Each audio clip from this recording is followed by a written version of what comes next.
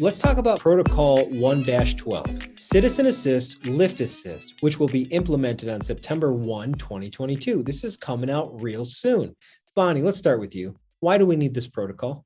Because the state law and rules require every call for service to be documented somewhere. Now, for EMS, that is an EPCR, an electronic patient care record. This is not a new law. This has been in existence for the 26 years I've been here. It is just now coming to be where we know we have to have a protocol that speaks directly to this requirement.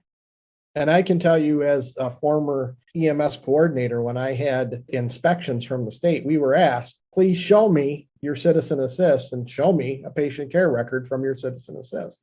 So I do know this is something that they are looking at the state level.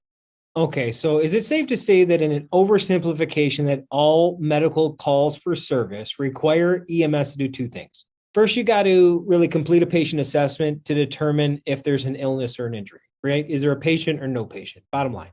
And then when that's done, you got to document that patient encounter to the degree of your applicable findings.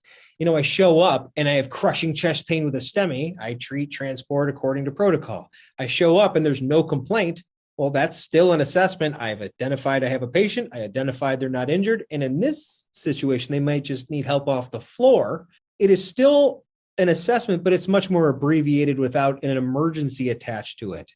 I would argue that you've done an assessment when you walk in and find that person on the floor. You look at the patient sitting on the floor, you say, hi, ma'am, are you okay? She says, yes. You've determined she's alert. You've determined that she has a pulse, and you've determined that she's breathing, all in that one step.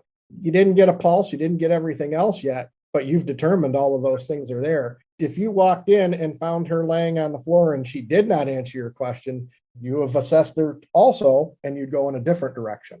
So what I'm getting at is you have completed an assessment when you walked in on these lift assist patients.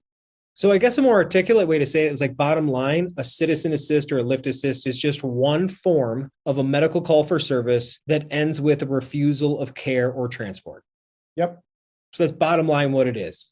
So I think the biggest change is more socially that maybe this isn't done as objectively treated as a medical in the past. And I think this protocol has been designed to give a little bit more guidance. That's what I get from it. Would that be accurate? Yes, absolutely. Okay, so give me some more detail. We always say the PCR has to be. Okay, it's in the law. Got it. Why is it more important? Give me more buy-in. Why is the juice worth the squeeze to do it this way? Bottom line is decisions above us are made by using EMS data at all different levels of government. Everybody's making decisions based on EMS data that is really affecting you as a provider.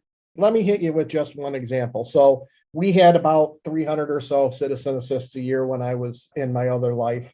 And if we weren't tracking them on an EPCR, that 300 wouldn't be going up to the national data set. So what? Well, if my 300 aren't going up and your 400 aren't going up and your 1,000 aren't going up and your 1,500 aren't going up, and that's just in Michigan, now that stuff's not going up to my EMSIS so that they can make decisions on Medicaid funding. And then that's not going up to the national level on NEMSIS, and CMS is not able to look and see, hey, EMS is really doing a lot of these things.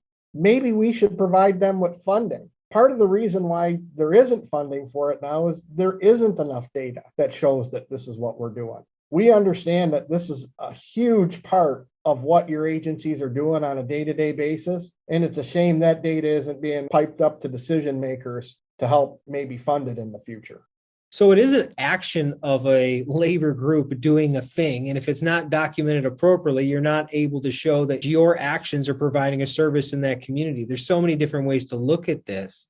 We look at it from the patient perspective as well. Why would it be better for the patient for me to create this document about their lack of an emergency ailment? So just for one example, you run on somebody on a regular basis and you're not tracking the number of times that you go on that run on that particular patient. You're not doing justice for that patient because there's resources out there that that patient may be able to get if this is documented. The number of times that you've been on that call to that patient, we're really doing them a disservice by not providing that data. There's also the protection from litigation. If you went on a citizen assist, you didn't document it anywhere, it didn't happen. So when that patient maybe has something worse go on 10 minutes later, 2 days later, and they say, oh, well, EMS was here and they didn't do anything. Now you've not documented that you were even there. Litigation-wise can be really bad for the agency and for the provider. You could have done everything right. You could have walked in there, talked to the patient, checked out. And if you just did an NFIRS report on it, and that's a fire report, and didn't get a patient refusal, and 2 days later, that person ends up having a stroke or something really bad, doesn't matter to some attorneys whether or not they can tie a straight line to it. But if they can tie some sort of line to it, you might find yourself having to answer some questions.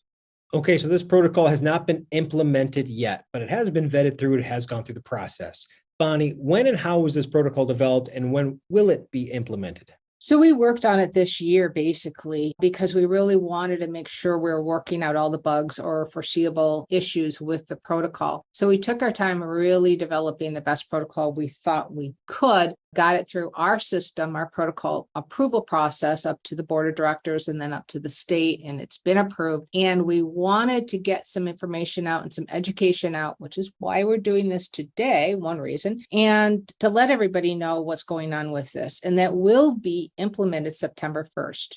And if I got any questions, who do I reach out to? First, I'm going to go ahead and guess you're going to say the agency EMS coordinator. But then if you're the EMS coordinator, who do you reach out to?